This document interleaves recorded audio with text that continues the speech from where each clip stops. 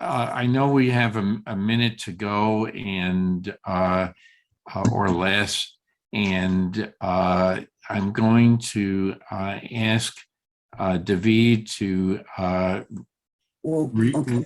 begin his reading of. I have something I'd like to read after David. Okay, sure. Okay, would you like me to go? Go ahead, David. Okay.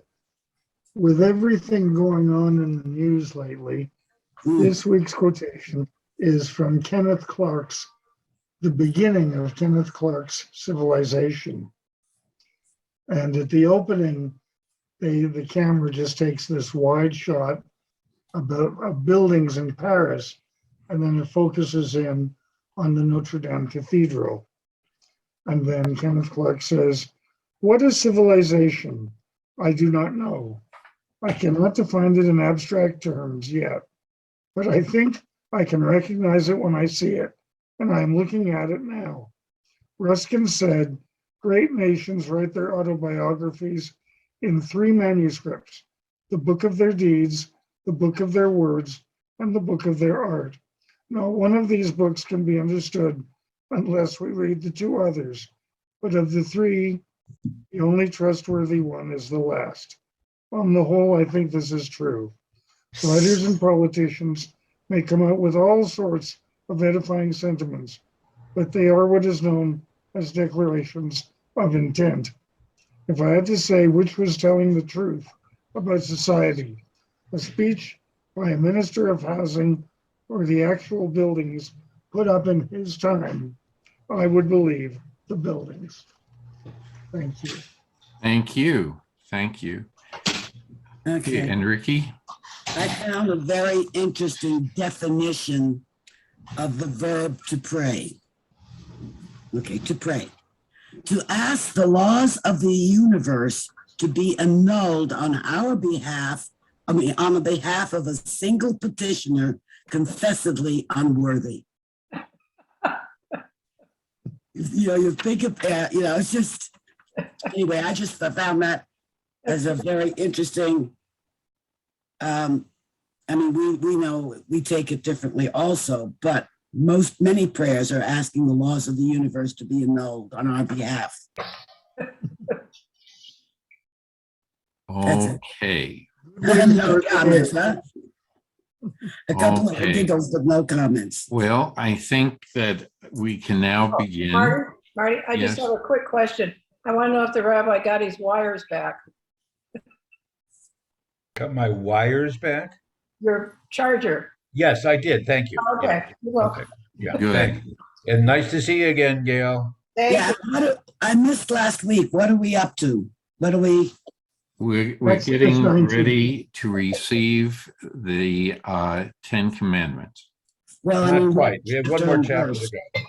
We still have a way to go, Right. but What chapter and verse? it's a whole series of, if you will, a preamble. We're in the midst of the preamble. What chapter and verse?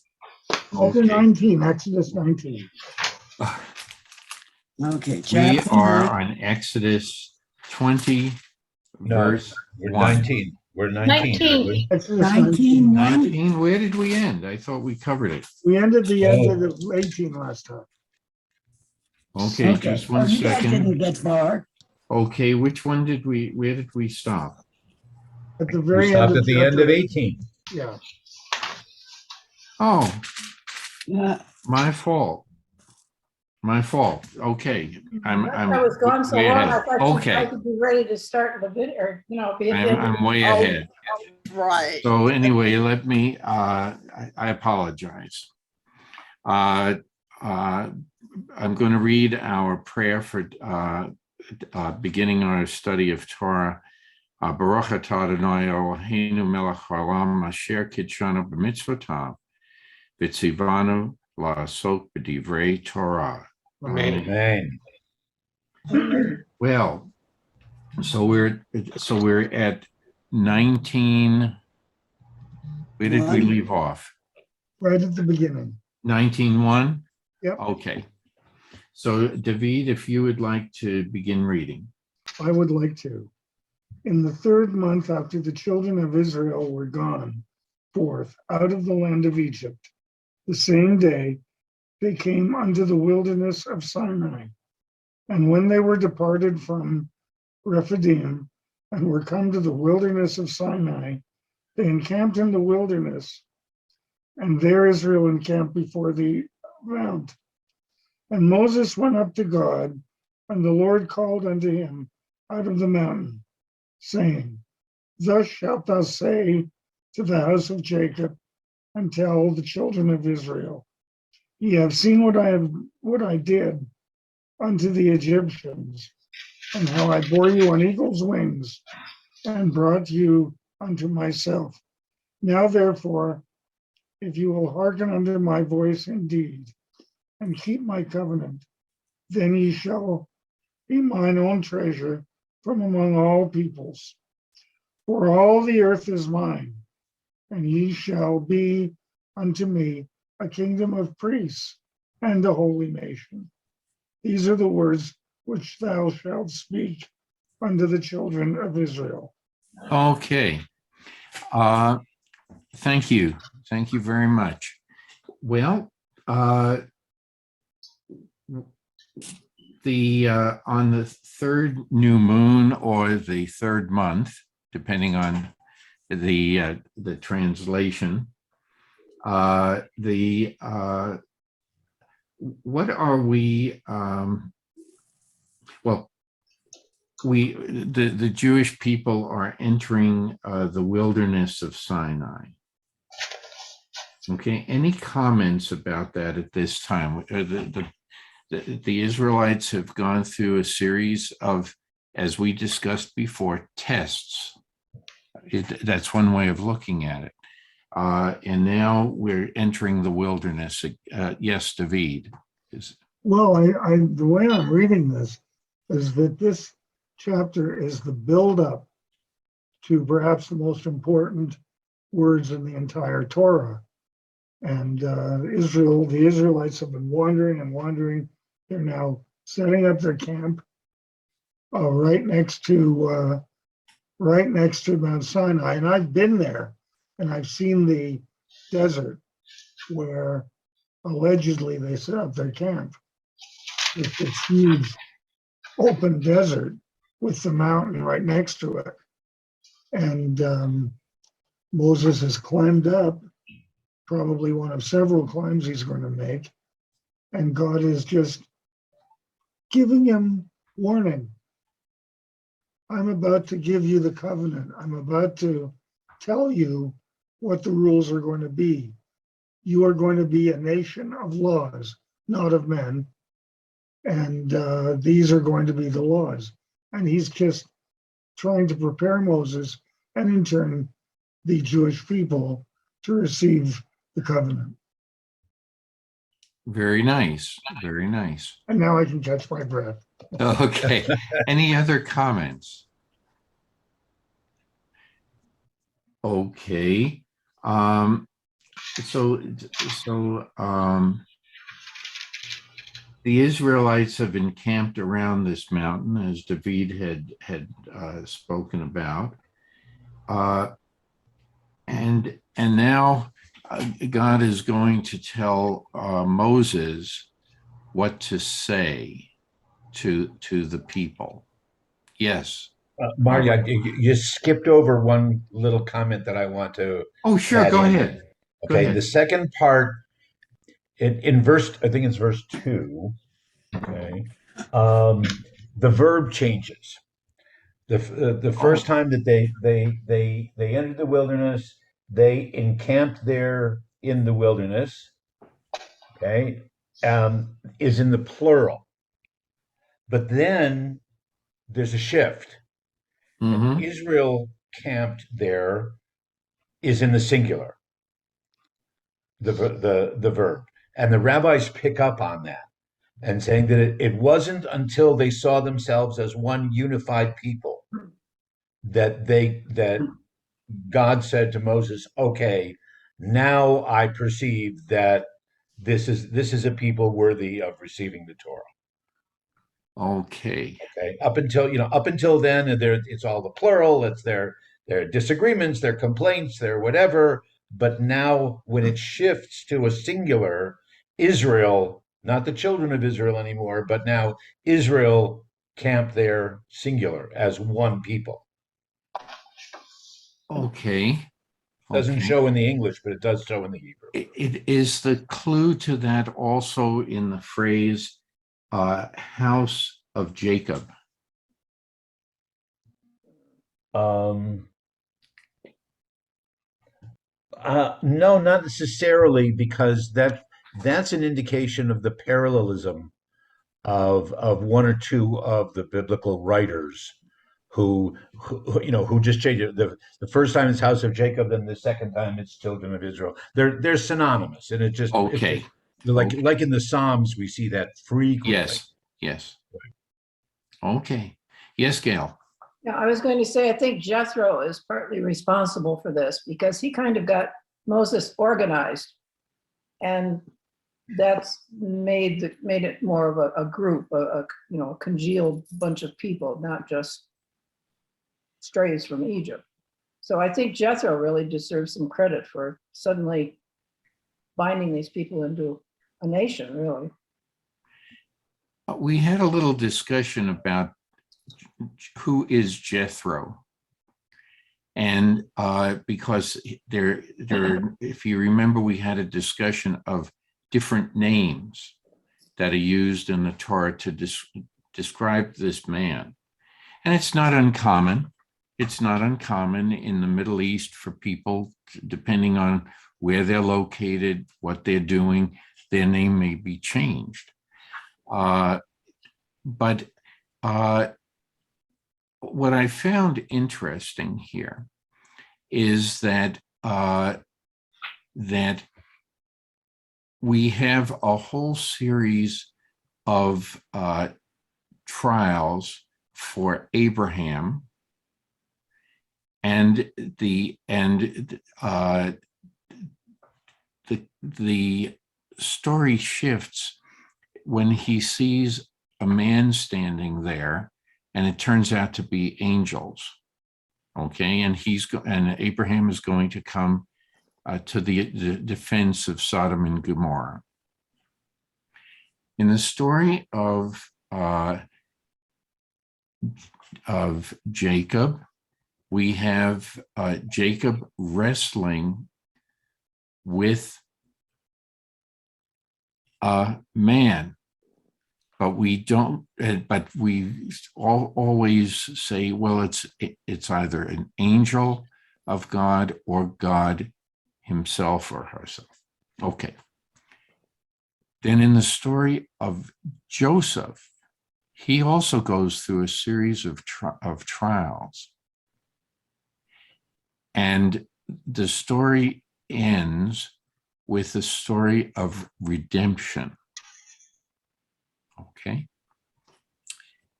Now you take the book of Exodus, and the Jewish people are going through a series of trials.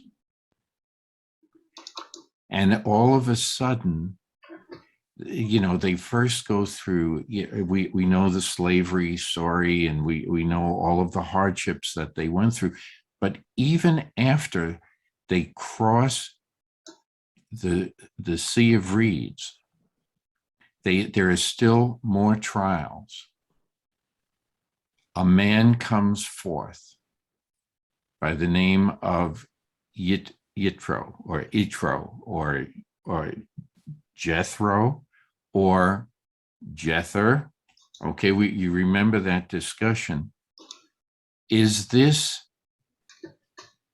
the role of Yitro analogous to the messengers that God has sent before in order to prepare Moses and the Israelites, to prepare them to receive the Ten Commandments? Because the stories have parallels. And, even in Joseph, he meets a man.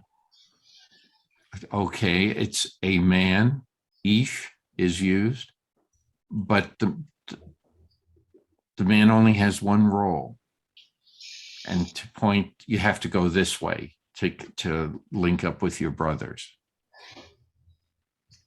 And so I'm wondering if there are parallels in the stories. And for this, I have to ask the rabbis. Well, two comments. One, Marty, have you been reading Franz Rosenzweig recently? Is that because some of that comes out of his thinking? Um, Secondly, That's good. I have to get that. Okay. yeah, the Star of Redemption is the primary. Okay. Thank you. Primary one, right. The second is following along with the thesis is Jethro in Hebrew could mean his other, his other one, his meaning God's, and the other one also is that the manifestation of God in human form coming forward to present this message as you're saying, as with Abraham, as with Jacob, as with Joseph, et cetera, et cetera.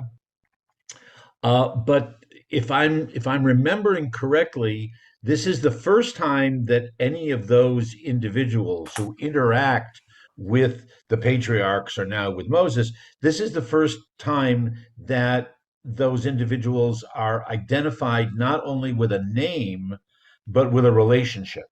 Mhm. Okay. Moses' father-in-law. Okay. Zipporah's Right. father. The Jethro, when we first are introduced to him, the priest of Midian. So I'm not so sure that I can follow along totally with the leading unless this is a further development in the literary theme. Okay. Thank you. Thank you. Anyone else?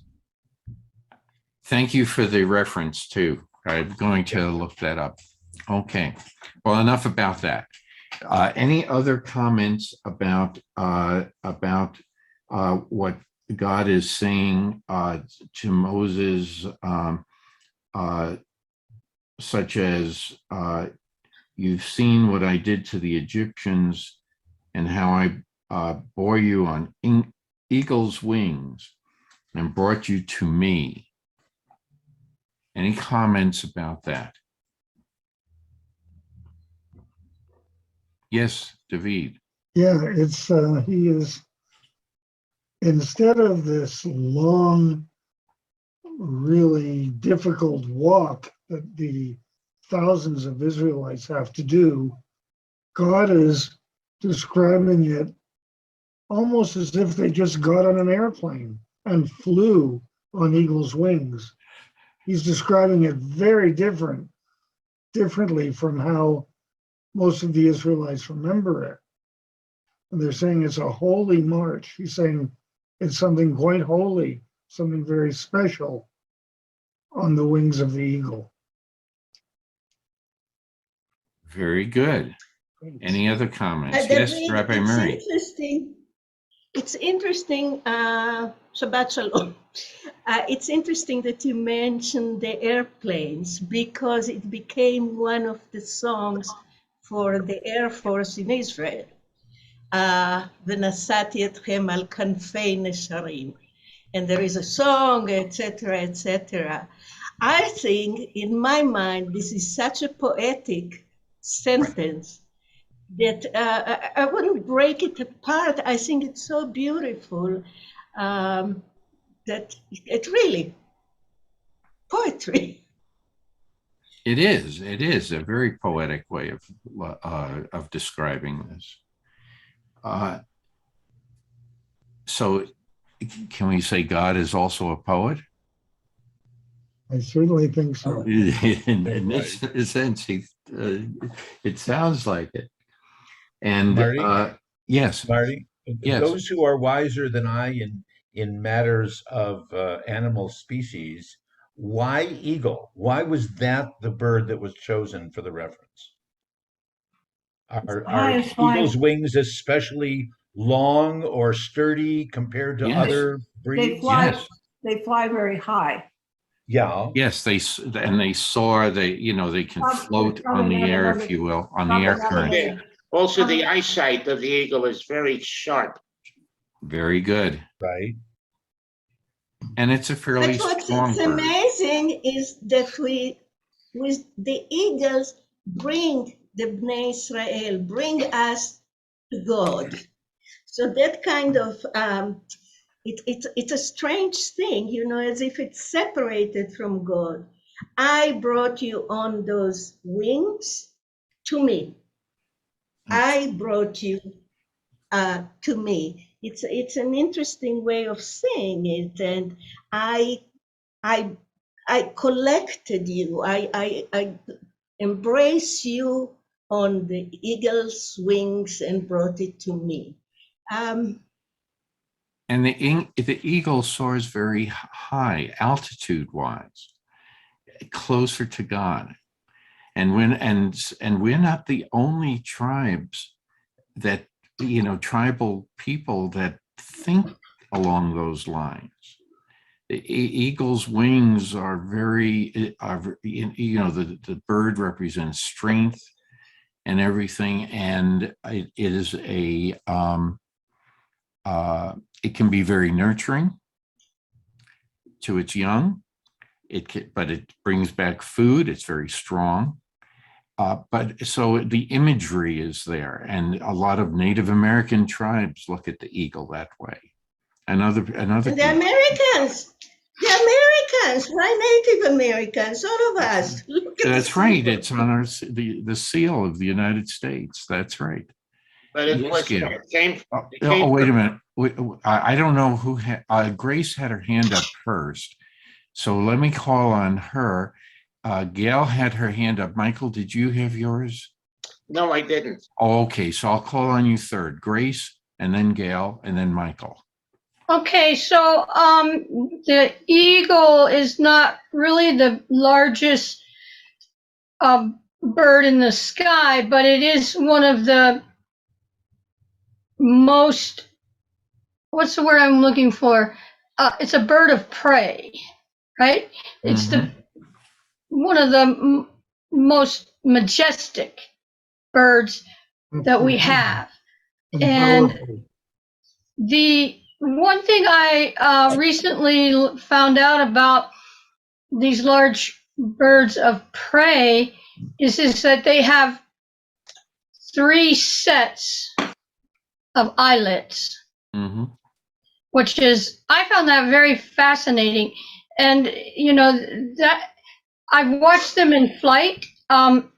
We had a neighbor who I used to babysit for when I was a young teenager, and they confiscated a family stuffed mounted eagle that she had in her living room. Somehow the powers that be found out that it was because it's a protected animal and it's so majestic, and it, for whatever reason, they didn't find her because it was handed down from a couple of generations, and her family had carried it, and it's the biggest dang bird I've ever seen. And it when it sat on its perch, it was 5 feet. The perch was a couple of feet, so just sitting up and stuffed was just even the osprey. I think the osprey has the widest wingspan, but I think the way that the two birds move throughout the skies is very different. And it's a very majestic creature to watch. And out there with lenses to see into the skies and watch how it moves, and no other bird will test it. No other bird will test it. In other words, there are birds that will get into spatial, this is my area, this is my territory, but they don't test the eagle. I found that very, very fascinating. That's all I know. in some other regions of the world, cormorants are regarded as, if you will, holy symbols, and the condor. Mhm. Okay, so their birds have, seem to take it away.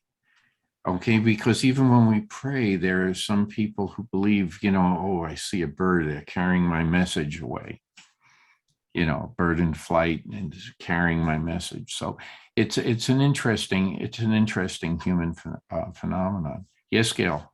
I was just going to say, we're talking about carrying, the bird is carrying the people, Yes. but there's also a reference in the Torah about being sheltered by the wings. Yes. So sheltered and carried. The Shekhinah. Yes. Shekhinah. Yeah. Michael, you were going to add to this discussion. Yes, the two things. I think the largest wingspan of any bird is the wandering albatross. Mhm. Okay, you've got me. I don't know. Yeah, I think that would be the case. And going back to the eagle, I see the eagle as all encompassing. With everything that was said, being close to flying high, which represents being closer to God. The eyesight, watching over everything, especially its young, because they build their nets very high. The nest is up very, very high. And it represents strength. And so I see it as all encompassing. Very good. Any other comments about eagles or other other critters? Okay. Well, what about anything with verses 5 and 6? They're very important verses.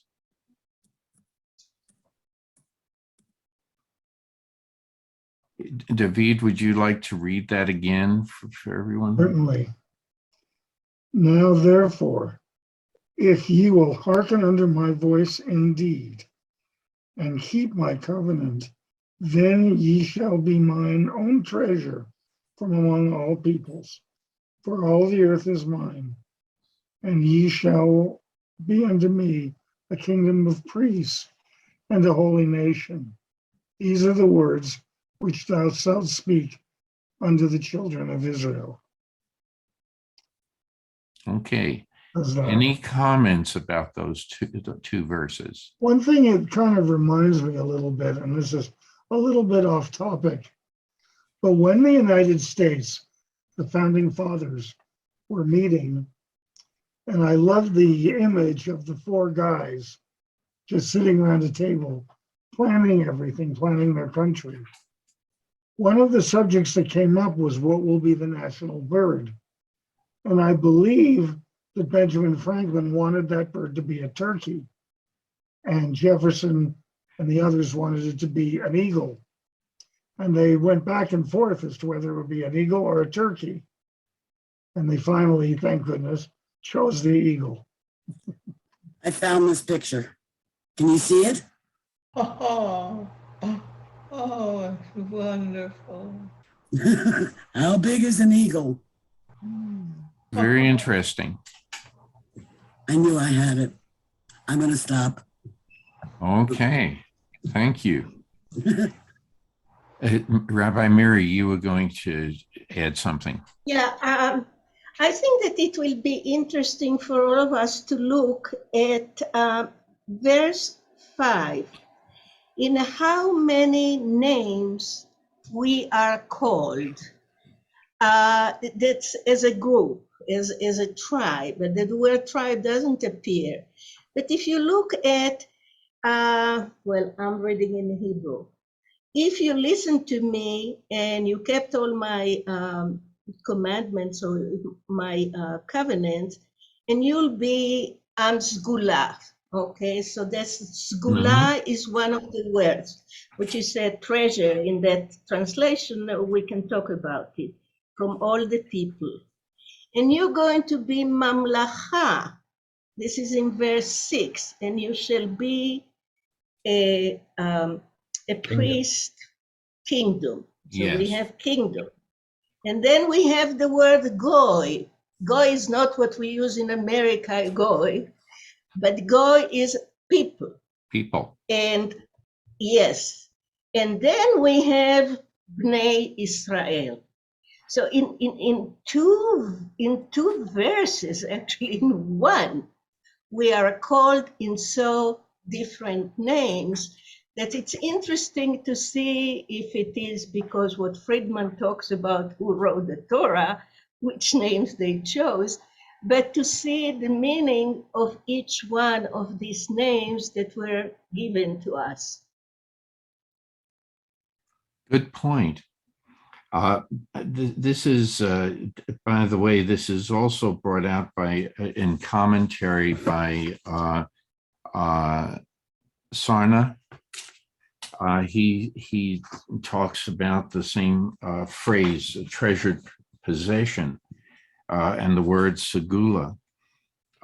It originally denoted valued property to which one has an exclusive right of possession. It's also used in rabbinic texts. It then came to be employed in a figurative sense in theological and political contexts in the ancient Near East. So it does, the use of this word does have a history. But in this context, it expresses God's special covenantal relationship with Israel and his love for his people. At the same time, those biblical texts, as well as in Exodus, all uniquely emphasize the association being God's segula and the pursuit of holiness. So what is when we use the word chosen, what are we being chosen for? How many But hours it do you doesn't want to say devote to? chosen. How many hours do I you want to know, devote but to this? that comes not later in chosen yet. another statement. We're not But- chosen yet. But it comes later in another statement. But what are we chosen for? It's very well defined here. Yes. Yes, Helene. Aren't we chosen to hear God's voice and what God wants us to do? And we are chosen because we hear him, because we hear his wants. Okay. I would add one extra phrase, but before I mention it, anyone else? To act them out. Ah, In other words, it's not just hearing, it's not just thinking about it, and it's not just saying the words, but to set the example by action. You're anticipating the people's response to God's word. I think this is what, that's right, but this is what, I think what, by the way, not an eagle, but a hawk just soared in the sky as we're discussing all of this. Jealous I have no that we were idea. talking so much about eagles. But it is a, but I think it's more than that. I think it's an entire, it's not just thing, but set the example. Set the example. Being a priest is not just saying the words. There are certain behaviors that the priests have to go through. Yes, but if you want people to really believe what you say, you have to do what you say. you're absolutely right. That's what I take from this, and what we're going to read later on. Why? Because God also mentions it again. You are a chosen people. And here comes either another hawk or the same hawk. That it is a because part of the song, I should say, part of the soaring is going past my window here. So I just think that it's important that it's more. He wants us to live the words we preach. Yes, David and Rabbi. I don't know who. Michael actually was before me. Oh, Michael. Okay, thank you. Michael, David, and then Rabbi. I apologize. I can't remember the prayer or what we read on a Shabbat Saturday morning service. So if I have it wrong, I apologize. But God's work is not completed. We are completing it, or something to that effect. It's another way of putting it. Yes. One thing that I would like to, this reminds me of that famous line from Fiddler on the Roof, where Trevia is saying that we are the chosen people. God chose us for this. God chose us for that. For once, can he please choose somebody else? Good one. Good one. Untitled said, how odd of God to choose the Jews. I wish I could remember it all. But odder still that he should choose the Jewish God to spurn the Jews, or odder still the Goyim and Noyim. So that's why God chose the Jews, the Goyim and Noyim. Okay. That's Ogdenash. Okay. Rabbi. The Eitz Chaim has a nice comment about also that as Rabbi Miri was talking about the different names for the people at this point, but also saying letting out the challenge of I want you to be as the priests are supposed to be. Now God knows, and we all know, not every priest does the holy correct thing. But ideally, this is the model that I want you to follow. I want you to follow living a life that is an extraordinary model of holiness. And later the prophets will use a light to the nations kind of thing. But to be role models for what holiness in God's world should be like. I think that's the goal. And then yes, Helene says that our role is to listen. That's why we say Shema Yisrael, and then that's why, as Marty says, when we accept the Torah, it's Na'aseh v'nishma. We will do it. We will do it. We will act accordingly, even before we hear it, even before we completely understand and comprehend. But we know this is what we're supposed to do. Thank you. Yes. Yes, Rabbi Mary. Some time ago in my training, and I don't remember who said, and forgive me, Rabbi, was that the word segula was, and I'm holding the dictionary now. It was the inheritance, the favorite inheritance that one gets. I still don't get it as a connection. But when the modern Hebrew was created, they tried to use whatever is already in the Torah, not computers and downloading, but the word segula. So today, the word segula means a positive characteristics. And following what Rabbi Norman said, that it's a dogma, it's a model that we are supposed to continue and to show and to behave like that. So it's interesting that even Yehuda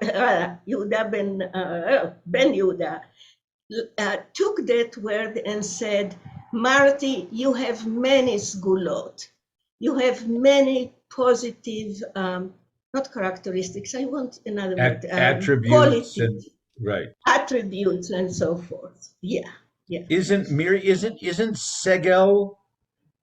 Well, a Segol, segel is a sign, right, or an indication of something, right? in here it talks about segol, which is purple.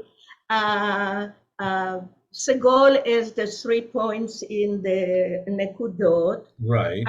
But the three things it says, nivhar, metzuyan, and bal techunot. So I'm sorry, I cannot help on that one. I went to all of those, and there was, interesting enough, the word sgula, does not appear in the dictionary. I look at sagul, and that's interesting, is nivhar, metzuyan, and bal sgulot. But the word sgula does not appear here. It doesn't Interesting, right? mean that it doesn't exist. In modern Yeah. or right in that dictionary, yeah. Yeah, yeah. Okay. Now, any other comments? We covered a lot of ground. Well, I would like to go back to the issue of the names and Sure. if each one of them is something different, it points out to something that's not like the other one. Otherwise, why saying that 4 times in different words? So, Vaitem, am sgula from all the other nations, because I have all the land and all the universe. And then you'll be Mamlechet Kohanim, a kingdom of Kohanim. And then you're going to be a Goy Kadosh. And Goy, we know that it's nation, not the Right. Goy. Mm. And then you're going to be Bnei Israel. So it's a lot of burden to a people to ask them so many things imply in all these definitions. You can continue. I'm just fascinated by that. It's an interesting preamble of between it's a covenant between God and man, God and people, God and a nation, and the interrelationship of all of those. And so I think that, it makes it a very, it's sort of like a clue as to what's coming up. Yes, Rabbi.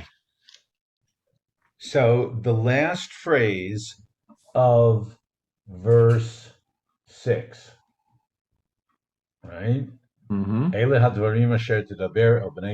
These are the things, these are the words which you shall speak to the children of Israel. Is that the end or the beginning? In other words, is God telling Moses to repeat or paraphrase, summarize everything that has happened in this paragraph before? Or is there a colon at the end? These are the things now, because of everything that I've just explained to you, these are the things that I want you to say, because if we look at the next sentence, Moses starts talking already. Right. So it's not like he's waiting for God to say anything more. So I'm a little, smilingly confused. It's a good question. Perplexed. Perplexed, you got it. Yeah, but I think that maybe Moses was so turned on by this whole event that he is, he's just raring to go. I'm copying it out. Anyone else with any comments? Yes. I just want to mention to the rabbi that Maimonides wrote something about guide for the perplexed. So Right. you might want to refer to that. No, it's not referred to that kind of perplexion. Is there such a word? Perplexion? Perplexity? Perplexity? I think Perplexion. this is part of the complex relationship between God and Moses. And I think there's a lot more into that. It's not just that God commands and Moses obeys, but they discuss things. It's almost as if God may be leading a seminar with Moses and that Moses is expected to participate. And it's a very complex relationship. Thanks. Good point. Good point. Any other comments? Suzanne, did you want to add something? No? Oh, okay. Okay. So any other discussion up at this point? Well, There's more we just, could. Go Marty, ahead. I'm sorry. Let me just go on and clarify for anybody who doesn't know. The Torah, of course, as we have it, is written without vowels and punctuation. Right. So someone had to come along and say, okay, the quote that I was talking about at the end of 6, these are the things, or these are the words which you shall speak to the children of Israel. Someone at some point in time had to say, okay, that's a sentence. Okay, the Hebrew doesn't designate whether there's a period or a Right. colon, or whatever, but they did decide that this would be the end of a particular paragraph, and then goes on. So in the way it's written in the Torah, we might assume that this is the summary rather than the introduction to. But that's only an assumption Okay. based on the way that it's written. Those of you who have read scientific journals, you usually have a little summary before the rest of the Précis. scientific Mhm. article. Abstract. The An abstract. Abstract, right? That is correct. That's right. Okay. Would someone else like to read? I can read for a while. Okay. Verse Okay, 7. 7. Moses, excuse me, Moses came and summoned the elders of the people and put before them all that the Lord had commanded him. All the people answered as one, saying, all that the Lord has spoken, we will do. And Moses brought back the people's words to the Lord. And the Lord said to Moses, I will come to you in a thick cloud, in order that the people may hear when I speak with you, and so trust you ever after. Then Moses reported the people's words to the Lord. And the Lord said to Moses, go to the people and warn them to stay pure today and tomorrow. Let them wash their clothes. Let them be ready for the 3rd day. For on the 3rd day, the Lord will come down in the sight of all the people on Mount Sinai. You shall set bounds for the people round about, saying, beware of going up the mountain or touching the border of it. Whoever touches the mountain shall be put to death. No hand shall touch him, but he shall be either stoned or shot. Beast or man, he shall not live. When the ram's horn sounds a long blast, they may go up on the mountain. That's a lot. It is. It is. Well, let's go back and let's discuss some of this. Okay, so Moses has heeded Jethro, and he summons the elders of the people and says to the people what God has told him to say. And all the people answered as one, saying, all that the Lord has spoken, we will do. I'm going to stop there. Any comments about that? I just want to make clear to the English speakers that when we say and everyone uses the word people, I don't know if in English is with a capital P in your translation or not, but we're talking about nation. We're not talking about each one of you, all the people that participate in the Torah study. So it's one, it's the nation. And when we address that, it's important that we see if they break it into pieces or they bring it as a unit. Very good. Well, why is it important to address all of the people this way?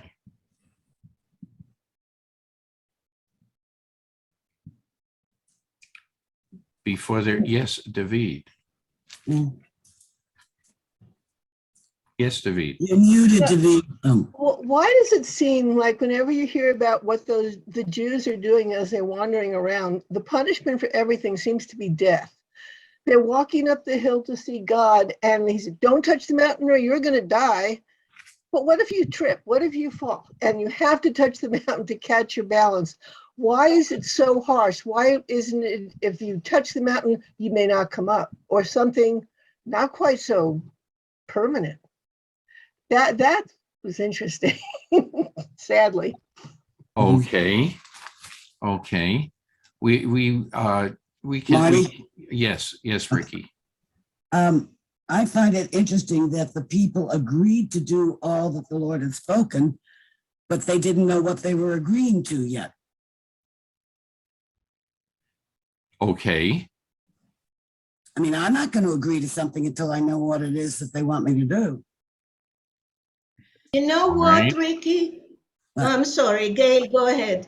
I was just going to ask, why can't they go up the mountain with Moses? Why were they not permitted to touch the mountain? Why, just Moses? Okay. Yeah. Well, that's what happened at the end. But Ricky, what you pointed out when I was young, very young, and I was studying Torah, and I kept this for a long time. I said, what kind of people are that without knowing and understanding and all that? I said, yeah, we shall do. Until I grew up and saw the slogan of Nike, just do it. Do it, just do it. Just do it. The questions will come after, the explanations will come after. And I can tell personally, I said, oh, I don't have the inspiration to do art today, blah, blah, blah. I said to them, take your, you know what, and go to your studio and start doing it. And the rest will come. But your question is so. But we do this in real life. Yes, Rabbi. I just wanted to give the simple textual answer. Okay. There may be a context answer, but the simple answer is this: Moses quoted or summarized, taught everything to the elders, and the elders then said it to all the people. So it does say that Moses put before them all that the Lord had commanded him. So it was indeed, they did indeed know what it was that they were agreeing to. Did they totally understand what that meant? No, because there wasn't the time for that. But okay, Very good. that's the text. That's not the context. Okay. And you know what, Rabbi, in modern Hebrew, I just got it. I just lost it. How do you call it? A Green Valley moment? Yes. Yeah, right. Sometimes. No, when today we use the word shama, listen or hear, actually, it's more like hear. And it means that I'm going to do it. Na'aseh v'nishma. Shamata bekoli. That's what I wanted to say. You heard my voice. which means you have done what I said. So I say, you hear, you do, comes in one pack. Very good. Yes, Suzanne. I, it seems to me that they can't, that God's telling them they can't touch the mountain or else they'll die. It's because when God is there, that whole mountain becomes holy. And none of the Israelites are holy. So they just, We. what? Well, anyways, so. No, I just say we. It's not about they, it's about us. Yeah. Sorry, Suzanne. It's my pitch. It's my thing. Okay, well, I mean, yeah, but you're saying that the mountain becomes God and therefore it becomes holy. Right. And the people are not holy enough to go into a holy place. Right. Yeah, if we think of like the temple, for example, in the Holy of Holies, I mean, they had a rope around the high priest that in case anything happened, they could pull him out because they knew if anyone went in other than that high priest, that, they would, it would mean death for that individual. So it's the same thing. So does that mean that Moses is holy?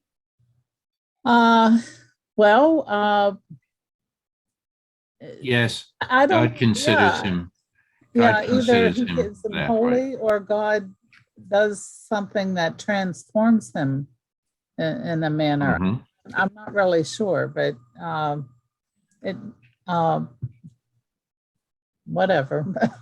That goes back to earlier in what we read. Even before the plagues, okay, Moses is going through a whole bunch of excuses, but he takes his shoes off because God says this is a holy place. Mm-hmm. Okay, and so maybe I hate to put it in those terms, in these terms, but maybe God is thinking that, okay, Moses has already passed my tests and is doing my bidding. Therefore, now I have to convince the people as well. And this is the methodology that needs to be done. It needs to be followed in order to achieve holiness, and he has to still prepare the people. Yes, Rabbi, and then Michael, and then. No, I had a hand up before Michael. All right. Yeah, I'll go last. I don't care. Okay. The question was asked: Is Moses considered holy? And I would warn us against being betrayed by the English word. Yes, Moses is considered kadosh, and the relationship between Moses and God is a very, very special one. But kadosh, sacred, holy in the sense of unique, in the sense of that Moses is the only one who has that kind of a special relationship with God. The kadosh adjective is the same. And hence I would understand the warning about don't touch the mountain, don't do any of this, is don't interfere with Moses. He's on a very special sacred mission, and don't do anything that would interfere with the cause and the availability of him to fulfill that mission. That's the way that I would understand it. Okay, it's a good one. It's a good one. Mm-hmm. Okay. I picked up on, I will come to you in a thick cloud in order that people may hear when I speak, that you're not allowed to see God. And I think that was also earlier, that anybody who sees God will be smitten, So it's, you can't touch the mountain and you can't see God, now in this one paragraph. Okay. Michael. Yeah. My personal belief that if there's one level of holiness, however, Michael, No, I'm something okay. happened that you were muted for a while. Yeah. Okay. Could you hear me now? Yes. Yeah. It's my belief that there's one level of holiness. However, I want to throw this out and ask, are there different levels of holiness? That's a good question. Yes, Rabbi Marty, Mary. I had a thought in the direction that Michael said. I said, okay, God says about this nation, it's Am Kadosh, Am Sgula. The people, the nation is very holy and almost like priests. So you have that level. Then you have the level of the mountain. And then you have the level of God.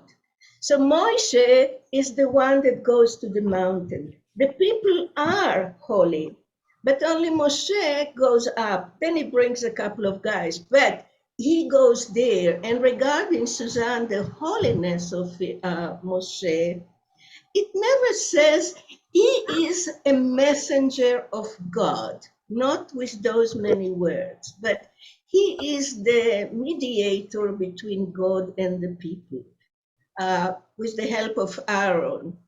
And also Moshe doesn't get to God. Moshe speaks with God, but he doesn't see him, doesn't touch it. On the contrary, he wants. But God said, no, no, no.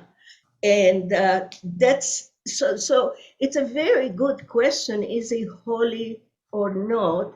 And I think that what Rabbi Roman was talking about was the issue of how we interpret the word kadosh. And I think that we were talking about Kodesh and Hol. We say Shabbat is Kodesh and Hol is the rest of the week, which is a separation. So Moshe is separated and special because he talks to God. And God speaks to him to speak with the people. So to Michael, I think that perhaps if we talk about holy is separated, you can think about the nation, Moshe on the mountain, and then God. Well, it's custom, on this Saturday morning service when it's stated Kadosh, Kadosh, Kadosh, you rise off your heel, for that, and that I think is about respecting that Kadosh, Kadosh, Kadosh. It should be more bring meaning into that service at that point. Okay. Kadosh, Kadosh, Kadosh, Adonai Tsevaot. Is for God, not for humans. For time, that's what's lovely, Shabbat Kodesh, but not a human being. Okay. Grace, did I see your hand go up for a second? No. Okay. David, Rabbi, is it okay to? David was definitely before. David, that's a Wendy hand, I think. Yes, it is. Michael, based on what you said, that was a brilliant question. Yeah. Because if you think, and now I can't speak for biblical times. Well, maybe it was the same, just different story. But like today, when you have a level of holiness, let's say at your particular church, and they look at you like, wow, they're our biggest donor. They're right on top of the heap. And these guys are too poor to give more than maybe a $1, donation each week. And they think, well, because they've done so much, they're good. And just because you have a lot of money or a way to have people do a lot in your name does not make you better than the person that doesn't have the money. So that was just my thought that, Michael, I don't think there'd be levels of holiness, because if there were, you would have people competing for it, and then you lose the real gist of holiness. Excellent point. Yes, Rabbi. Yeah, following up in agreement with Wendy's comment, Leviticus 19, we are told that we are all holy. Okay. The interesting question is that a commandment? Is that a statement? Is that a challenge? You know, is it you can be holy? Is it that innately you are holy? Is that everyone must be holy? However you want to define it. But traditional commentators would turn around, likely in what Michael was kind of saying, is that all of us have the potential to be holy. And I would disagree with Maimonides, who said that only Moses was the only one who could get to the highest rung of holiness. But all of us have that potential. Our holiness is, however, measured by, Marty, this is what you were saying before, by the deeds that we do in either striving to reach that holiness, degree or description or goal, and how well we fulfill that destiny. That's what makes us holy. Right. Good point. I Yes, think- Michael. Rabbi, I think that this is complicated if we use the word holy for climbing the ladder of becoming a better person. And I'm going again, the issue of the meaning of kadosh, that Sure. usually, it's complicated. I used to tell the group in Green Valley that, if you go to the Bet Knesset, to the shul, and you clean the Aron, the ark, and you clean that, at that moment is not kadosh, it's not holy. It's the time that we say, at this moment during the service, as Michael said, that's when we attribute that holiness. And in my mind, kadosh is separated. When I learned that, I think that I adhered quite strongly to the issue of determining by us at that moment if it's kadosh or not. And what we say is that we don't have saints. Would you say that in Christianity, when they determine someone is a saint, is because he becomes or she becomes a holy person to worship? I don't know. Those of you that know. No. In Catholicism, as I understand it, someone can be named a saint based on their actions. Mm-hmm. Okay. It's definitely based on their actions, or providing miracles or signs or whatever. Right. Yeah. Good point. Yes, Michael, and then Suzanne. I think that one thing we could look at that might tie all of this together is that if you believe we are all created in the image of God, when we look at each other, and we know we're created, if you believe that, the respect and what you're doing when you respect one another, you're actually respecting God, because that's what I think he wants of all of us, to be kind and godly to each of us when we see each other, when we talk. And so I think that's what might tie a lot of this together. Good point. Suzanne and then Gail. Well, Michael stole my thunder a little bit, because I was going to say we're all made in God's image. Therefore, comes the holy part. And then I just want to say that this idea of saints is not it's not in the New Testament. It's nothing that Jesus taught. This is something that was dreamt up by the Catholic Church, and has no bearing on Christianity. But Rabbi is quite correct that the Catholic Church determines whether or not a person is a saint based on acts and miracles allegedly done by that person. And then also I want to say that Jesus never taught that by giving more or donating more makes you better or more holy or any of that. In fact, he would go out of his way to praise a poor person who, by monetary standards, only gave very little, but by that person's standards was a lot. And so it, how do I want to say? So it's not the amount of money. It's Correct. you're giving from your heart. That is the point. That Right. is the point. Right. Yes, Gail, I think you had your hand up. I was going to say in Judaism, rather than strive to be a saint, we just strive to be a mensch. Yeah, A good by person. doing good nice. deeds. That's right. Nice. What's the Good point. feminine of mensch? That's enough.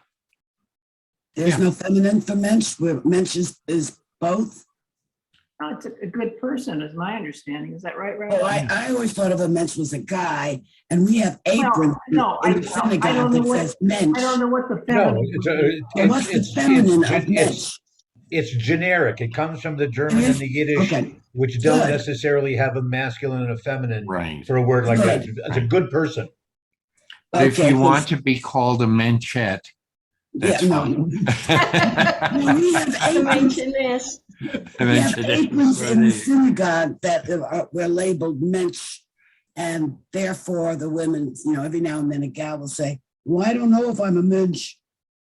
Okay, so now I can tell them they are. They are. Yeah, Ricky, yeah, and there's Ricky. Absolutely, you're on the list of honorable mention. There you go. Excellent. I love that. Good pun. Can't claim it. Can't claim it. That's a good one. had that phrase for years. Okay, Michael, please. Yeah, it's about that richness. I don't think really counts. So I think that Gail, if she made that point, that was a great point.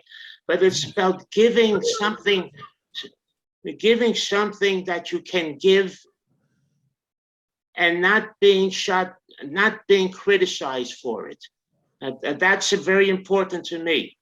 To do something that not too many people can do, and give it, and with from all your heart, with willingness, and not being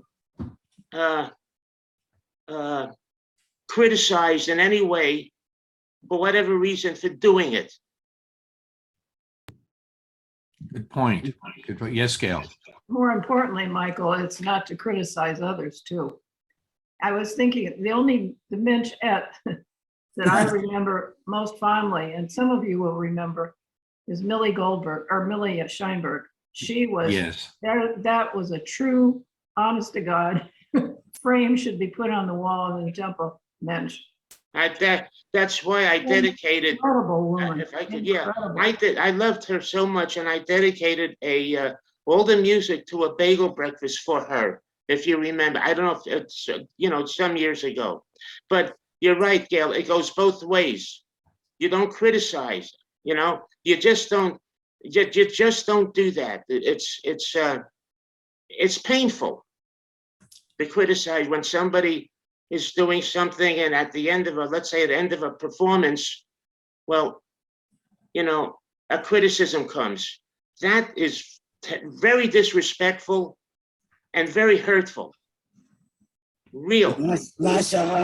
Understood. Any other discussion about that? Well, why all of the behavioral things like washing your clothes and we mentioned some of the negatives, but why do you have to wash your clothing? Why do you have to follow all of the directions and wait to hear the ram horn blown with a long blast, and then you can go up on the mountain. Any ideas? Yes, Michael. The washing of the clothes and the cleanliness is, I believe, that you never know when you're going to face God. You never know when you're going to have to face him. And when you present yourself in front of God, you need to be respectable. For example, I was taught that when you go to shul, when you go to synagogue, you should go clean and neat because you're presenting yourself to God when you go to synagogue and you pray. So you should go there like, I'm going to use the word mensch, like it was used. You do that because you're presenting yourself, you're praying to God, and you want to do that being clean and neat. Good point. When we were in Costa Rica, we noticed that even the poorest people, even with tattered clothes, the clothing was washed. Okay, and they were very clean. They had washed themselves. They had bathed and everything, just to go out in public. But you knew they were different from someone else because their clothing was in tatters, but they were clean. So yes, there are certain behaviors that each group looks toward as being presentable, as you said, to God. You're presenting yourself to God with the service. Yes. Rabbi Miri. You know what? This is just a thought, an association. You know, during the Black Plague and later on, wherever there were plagues, that the Jews did not get the disease. And they went into analyzing later on that it is because of washing hands and the cleanliness that they kept, that we kept, if I was there, which is an interesting thing. And here again comes the word kadosh. They separated themselves by their actions, as you say, Michael. By doing certain things, you can say, God told me that to wash my hands 3 times and pray 3 times and before they, but obviously created an atmosphere of, and then they hate us for that. Anyway. I'm going to let the rabbis have fun with this one. What about all of the, many of our rituals have symbolic washing of hands. Sure. Passover is obvious, but others. Before every meal. You got it. Before, yeah. That's right. And so leaving the cemetery. That's another. It has other implications, but after any act that might have defiled in one way or desecrated, the prayer or the action that you're about to participate in. That's right. So it's not only hygienic; it's also symbolic. It is. Yes, David, your hand is up. No. Wendy again. Yes, I just want to recap a story that none of you have ever heard before about the ultimate reward for washing your hands. When my dad was in the war and their platoon or their group took back one of the villages in Germany, they found some like perfume and wine and stuff so they could really have a nice little party. And his best friend in the group said, come on, let's go join them. And my dad said, no, we have to go over there where the water pump is, wash our hands and clean up, then we'll party. While they were over at the water pump, the platoon was bombed and everybody was killed but my dad and his friend. And then that's quite a reward. Wow. Wow. Yeah. Wow. Quite a story, Wendy. That is a powerful story. Well, and my dad never talked about it. His friend had come to visit and he told us the story because my father never talked about the Wow. war. Yeah. Wow. So anyway. Thank you for sharing that. That's very good. Any other comments about it? We're going to, because it's not just clothing and hands, okay, and touching things. But if we read, Ricky, why don't you read verse 14 and 15? 14 and 15, yes. Moses came down from the mountain to the people and warned the people to stay pure, and they washed their clothes.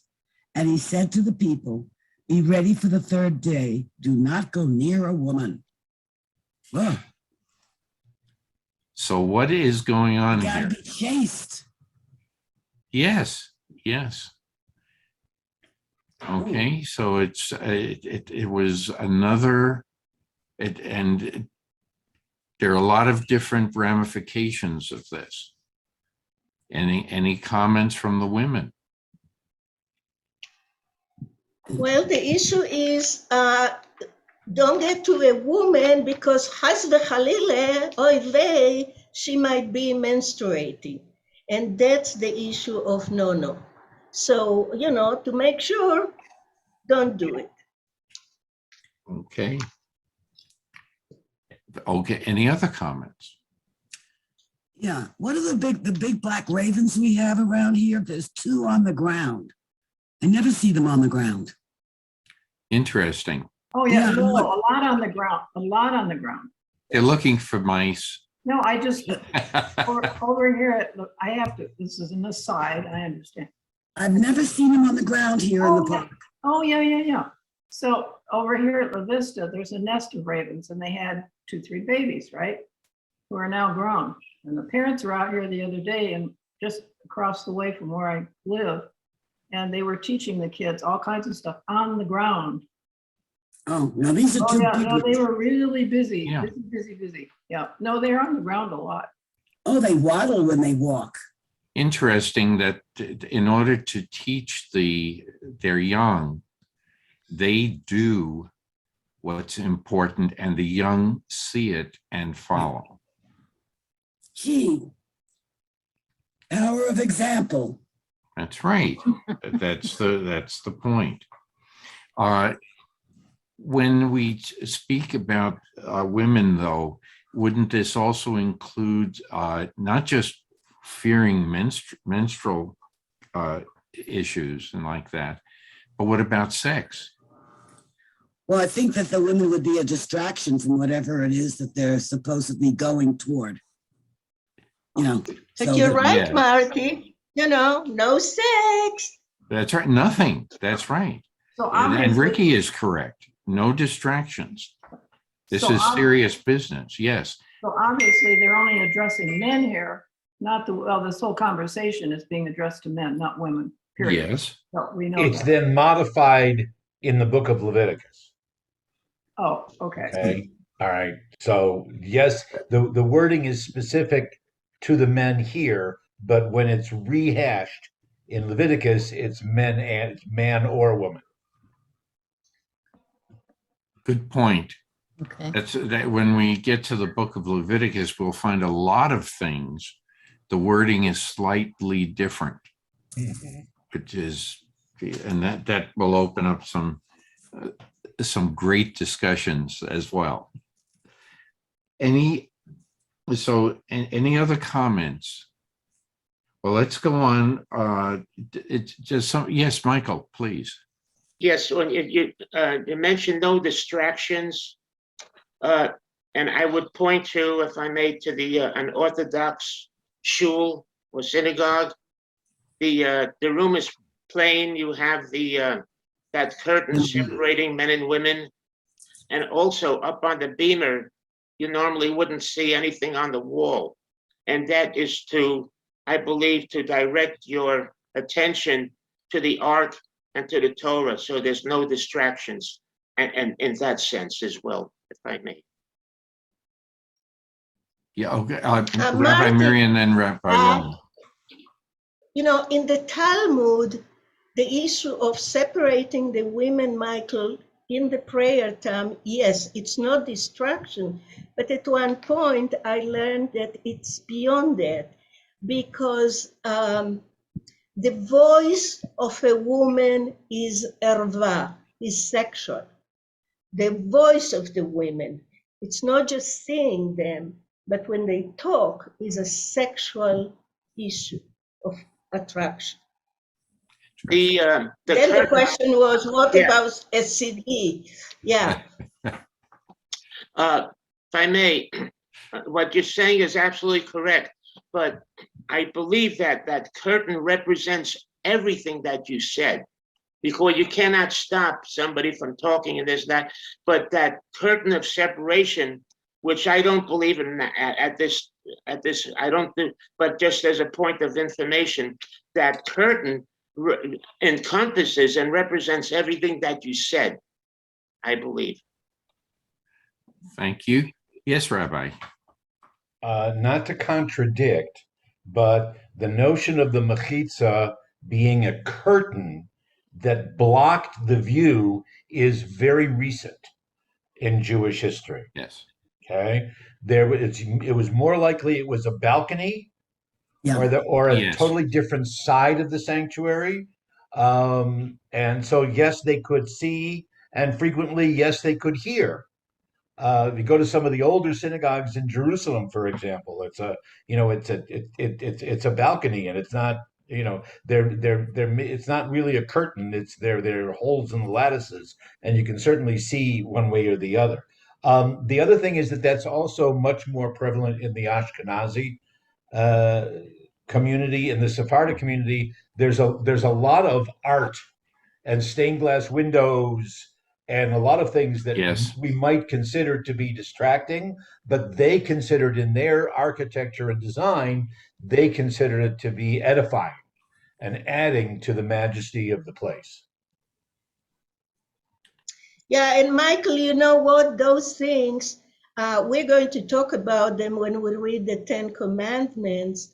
What Miri thinks there is as Rabbi said, the punctuation, the grammar is a little different, and what it means not to put stuff on the walls. And at one point, Green Valley Temple asked me if it will be okay to put a sculpture that they had. I don't know if you still have it. It was a beautiful sculpture to put in the entrance of the temple. So I think that at that time of the Ten Commandments, you'll see what's going on with those decorations. Very good points. Any other discussion? Well, why don't we start with verse 16 now? Okay, may I read for you? Please. Sure. Okay. Did we do 14 and 15? Yes. Yes. Don't go near a woman. Okay, right. Mm-hmm. And it came to pass on the third day, when it was morning, that there was thunders and lightnings and a thick cloud upon the mount, and the voice of a horn exceeding loud, and all the people that were in the camp trembled. And Moses brought forth the people out of the camp to meet God, and they stood at the nether part of the mount. Okay. Let's. So in other words, in the third month it entered the monsoon season. Let's pray, Okay. brothers. Right. Oh, golly. Okay. Anyway, any comments about this?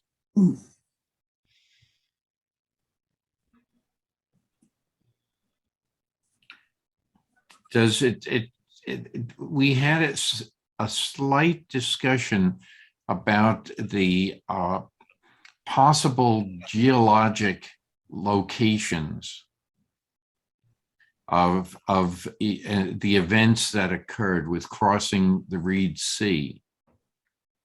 When I read this, I think of a volcano. Mm-hmm.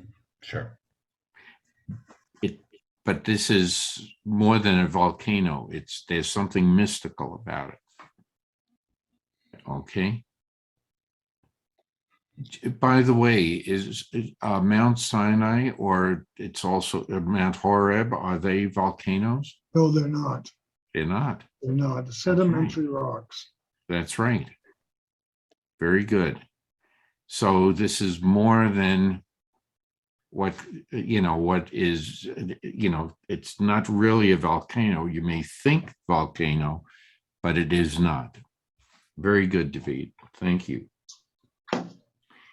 So now this is in verse 17. We are, the people are nervous. They start trembling because of all of the sound and like that. And Moses is going to lead them toward God. Okay. And they take their place at the foot of the mountain. Anything come to mind, or any questions or words of wisdom? You people always have tremendous words of wisdom. Okay, Rabbi. Okay, all right. Well, it might be a familiar one to some, but just with that last phrase, that the people took their places at the foot of the mountain. The Hebrew is also could be translated as underneath the mountain, and so there's this very famous midrash that God actually picks up Mount Sinai and holds it over their heads and said, if you accept my Torah, fine. And if not, then I'm going to drop the mountain and this shall be your burial place. As if it wasn't really free will of the people. So just an interpretive legend. That's based on that one word that that it's really underneath as opposed to at the base of the mountain. That midrash is also in Cloud, and also yes. Any other comments? And Marty, if you'll excuse Yes, me, please. I just got a phone call that's a little troubling. I'm going to need to excuse myself. Sure. And deal with this. Okay. I wish everybody Shabbat Shalom. Shabbat Shalom. Hope Shabbat it's okay. Shalom. So any other comments about this?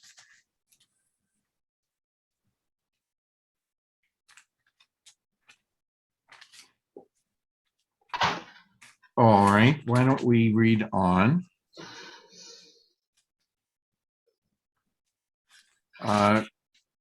Well, David, why don't you read on? No, unless somebody else wants to read. Ricky is absent right now. Please, David, go ahead. And Moses brought forth the people out of the camp to meet God, and they stood at the nether part of the mount.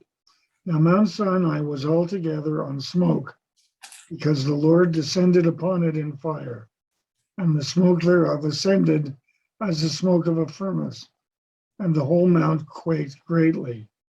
And when the voice of the horn waxed louder and louder, Moses spoke, and God answered him by a voice. And the Lord came down upon Mount Sinai to the top of the mount, and the Lord called Moses to the top of the mount, and Moses went up. And the Lord said unto Moses, go down, charge the people, lest they break through unto the Lord to gaze, and many of them perish. And let the priests also that come near to the Lord sanctify themselves, lest the Lord break forth among them. And Moses said unto the Lord, the people cannot come up to Mount Sinai, for thou didst charge us, saying, set bounds about the mount, and sanctify it. And the Lord said unto him, go get thee down, and thou shalt come up, thou and Aaron with thee. But let not the priests and the people break through to come up unto the Lord, lest he break forth upon them. So Moses went down unto the people and told them. Okay. Any discussion? Yes, Gail. Just a question, Mary, is there any midrash about who's blowing the horn, or whose horn it is, or Who? I said, is there any Who what? midrash about the horn? Yeah. It doesn't say who's blowing it. Is it God blowing a horn? Is it angel blowing the horn? Is it? Well, the horn is a shofar. No, I understand It that. says well, I think that at that time, I'm not sure I understand the question, and I'm going to Well, answer who's another blowing way. the horn? That's really what. Who's blowing the horn? Oh, blow your own Well, horn. the horn was the only, what today is a trumpet. Right. And yeah, so, we're talking a time that maybe the metals were not existent, and that's what they used to make No, but noise and believe. But it doesn't say who's blowing, who is blowing the horn. It doesn't say it's God doing it. It doesn't say the people are doing it. It just said there's a sound of a horn, which I'll throw in another, Well, the herald angels. Gail, you know what, Gail? I never look for the scientific explanation of it was a volcano, it wasn't a volcano. You know that I don't go there. No, that's why I said, is there a midrash? Yeah, so for me, the horn is a terrible sound, or maybe the people were sounding so, to defend themselves or to march in. I'm not sure. And the whole picture that we see here is such a dramatic, mythological, like God is holding the mountain. Immediately I thought of Atlas holding the world, and I thought about the song, and God, he has the world in his hands. So that kind of picture. So please don't, I don't know who's blowing. I know that there is a lot of noise. And at one point, I don't remember if it's here, the 10 Commandments appear again, that they say that they heard, that they saw the sounds. That they saw the sounds. So it's a very magical, horrific sight. One of the things that come to mind, Yellowstone Park is a volcanic caldera. Right. Okay.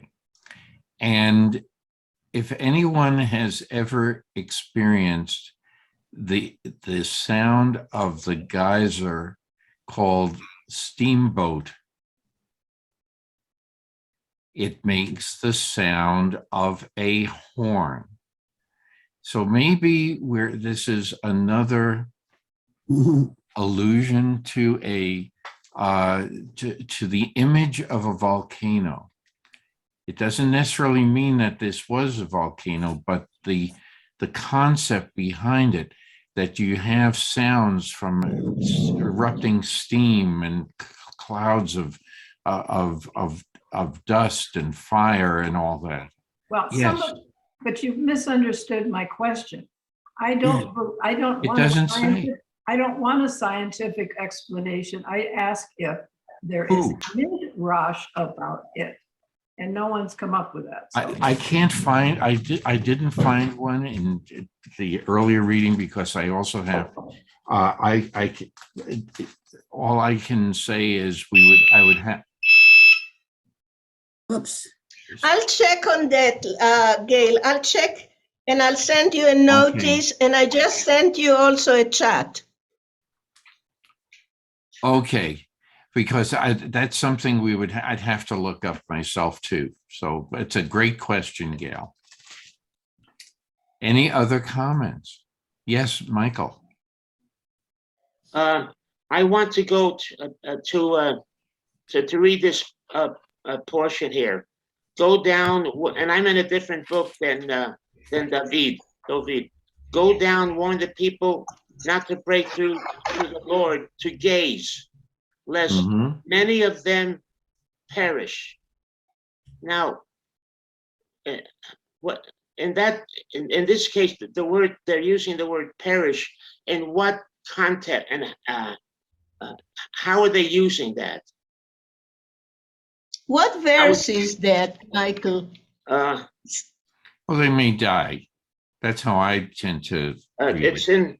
it's part of 2021. Well, that's why Yes. I look at it as that they will die. Right. They're not going to be murdered. They're going to die. Right. Right. And the reason I bring that up is from time to time because I have a big problem with the word perish as it's used directed towards the Holocaust.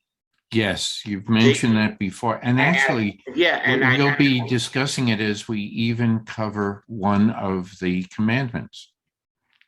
And okay, and you can, because it's a very important difference. Yes. And there is a difference how the words are used in the Christian Bible as well as compared to the Jewish Bible. Okay. Yes. And we will cover that. We will cover that later when we discuss the commandment. Yes. Thank you. You're welcome. Yes. Well, the words in the Torah, the words are used and they're going to be destroyed. And the other one, it's going to be fell, like soldiers fell in the war. Okay. Yeah, those are the words. It's not perish. Okay. Okay. So the thank you. The English here can be misleading. Okay. Any other comments? I thought you were going to address the going up and going down and going up again. Any comments about that?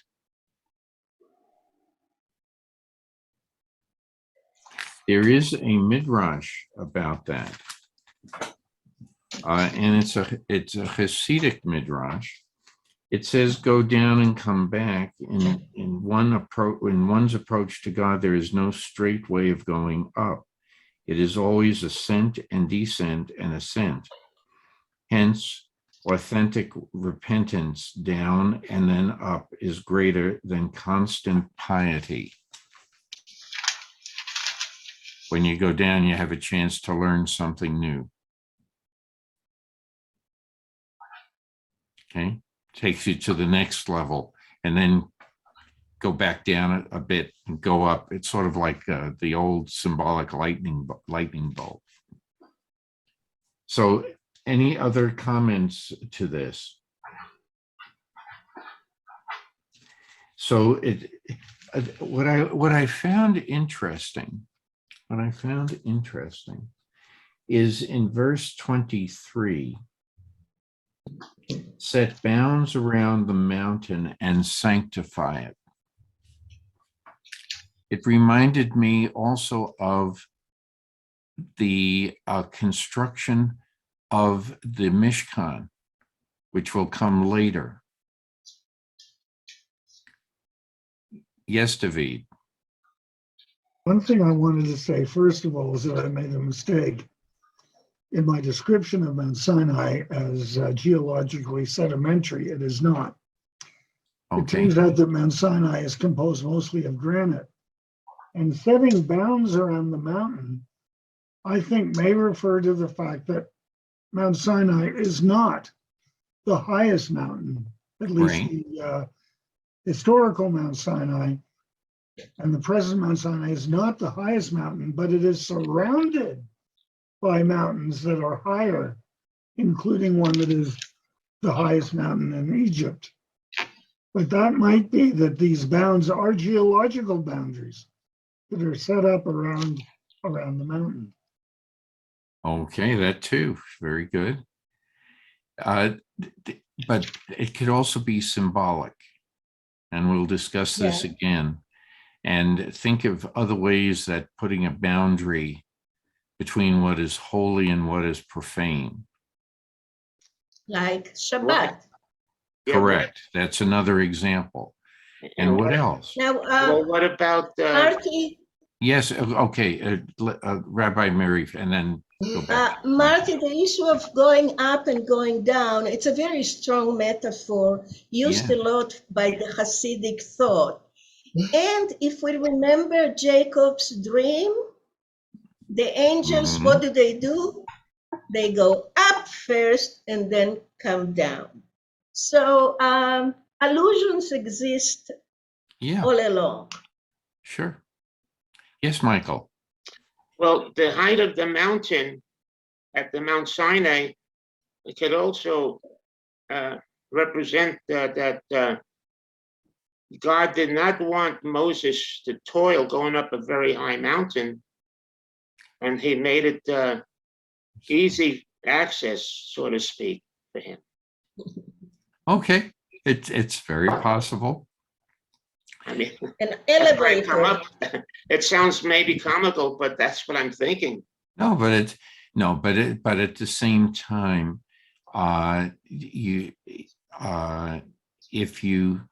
what we are going to receive as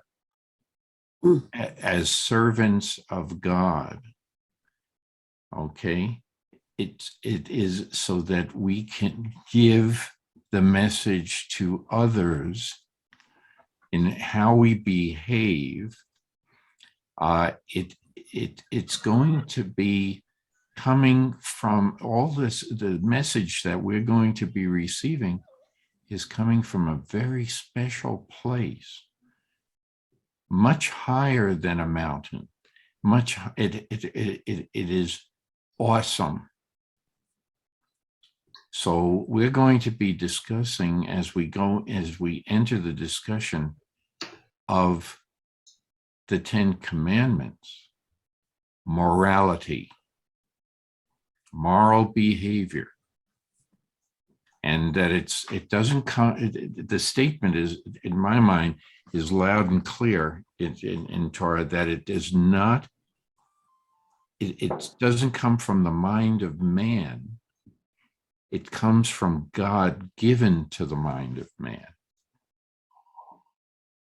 And I think this is sort of leading up to that. The imagery of the power, the awe-inspiring words, it's going to change everything. Yes, Michael. That's why what you just said strikes, pardon the expression, a chord in me. That's the difference that I see between the word ethical and morality. Yeah.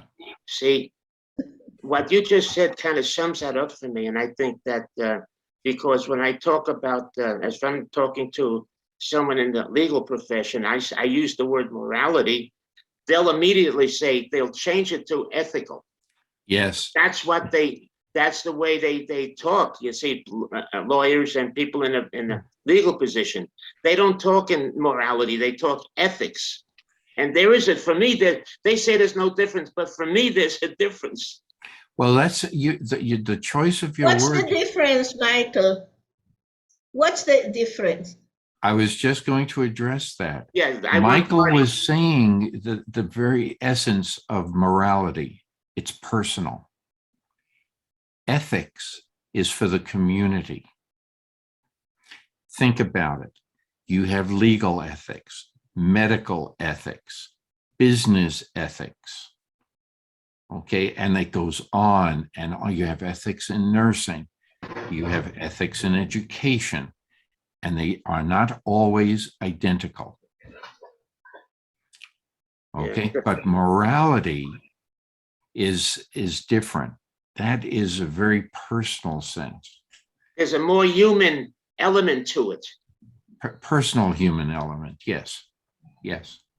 And when that's why I said I'll appreciate if someone has, I don't have it.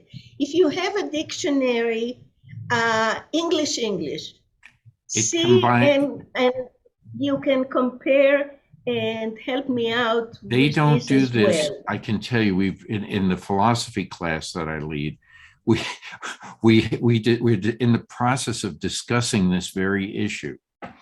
And if you go into a dictionary, it crosses the two words. Okay, it's interchangeable, but it really is not. There's more to it, and that's why I think that because when you talk about ethics, it becomes variable, but morality is the law. It supersedes it, but it doesn't. Lawyers themselves will say that the law is not always moral. Could you say that moral is like a value that you Yes, personally hold, yes. that tells you a way of life? Yes, And the other one might be specific, as you said, to an action. yeah. You know, you can have someone who's very ethical, but it takes the money from the church. So, Yeah, but that's there's wrong, even but- military ethics. Okay, so you can go, you can talk about anything, and it's different. Each thing has a slight variation on the theme, but the moral code is fairly basic. Okay, that's how, and personal. It's your values. So is it a matter of perspective? Yeah, Of well, we what? all run into this problem every single day of our lives. In order to fit in with the community, are we willing to change our values, okay, our personal values, to fit in with others? That is a hot topic in many, many different ways. And the same thing, if you belong to one group, the ethical behavior of one group can be different in another. In the same, you can take business ethics and financial ethics, and they could be in competition with each other. But the basic morality is unbroken. Yes. You're coming out of an office building, and there's a lady in a wheelchair behind you. Now, is it ethical to hold that door open for the lady to pass through, or is it morally right to hold that door? That's just an example. It's being a That's the mensch. man. It's being Yes. a mensch. Holding the door open is, I would say, for me myself, would be a moral, something moral to do. Right. Because I don't gain anything. Ethical behavior implies also gain, and all these other things I'm talking about, there's gain, but in morality, there's no gain. Well, I'll tell you, Marty, that you may not think of it this way, but if you hold the door open for the lady in the wheelchair, you'll get a mitzvah. You may not think of it like that, but Okay, Well, but yeah, you don't do things for the mitzvah. right. That's right. That's why I say you don't think of it then. You don't think That's of it right. like that. You That's do right. it, in my opinion, you just do it because, like Ricky says, you're a mensch, and that translates into morality for me. There you go. Okay. But the Yes, word- Rabbi Mary. The word mitzvah is it's a commandment. Right. We use it now as, oh, he did a mitzvah, but he opened the door for this lady. But it's a commandment which makes you think that it's really about morality and ethical behavior. Yeah, that's true. Yes, yes, David. No, it's me. Oh, it's you. Oh, okay. He was leaning forward this time. Okay. Oh, he's davening for you. No, this is just very short. This is just informational. When I was in college, I think it was Mark Twain, who had said the mark of a good person or of a person is what they will do when they know they will get nothing in return. Like, you hold the door for the woman in the wheelchair, and then that's it. She says, thank you, and you're gone. You've done that wonderful thing, because I've been on crutches and had people slam the door there. Yeah. So it's totally different. So you're going to get nothing from it. And this is what teachers are all about. They teach because Exactly. they love it, not because they gain very much. That's right. Anyway. Also, Rabbi. But Wendy, according to Judaism, the highest level of mitzvah is washing the dead or burying the dead, because in that instance, nothing is going to be returned to you from that person. Right. Wow. Good point. Good point. Wow. Thank you. Thank you, everyone, for sharing. This is a good place to stop, because we finished Exodus 19, and I apologize that I had jumped ahead, and because we're in good shape here. We're okay. Yeah. So we have the preamble now, and we're getting closer and closer. Anyway. Any other comments? Okay, any announcements? Nope, it's a quiet week this week. Good. A bagel breakfast is a week from Sunday. So Right. just get your RSVPs in. Yes. Sounds good. Yeah, new bagel supplier. So come for a good treat. Well, now we are getting prepared to receive the 10 Commandments for ourselves when we start going through them next week. Shabbat Shalom. Shalom, Shabbat shalom, everybody. Take care. Bye-bye. Thanks, Marty. You're welcome.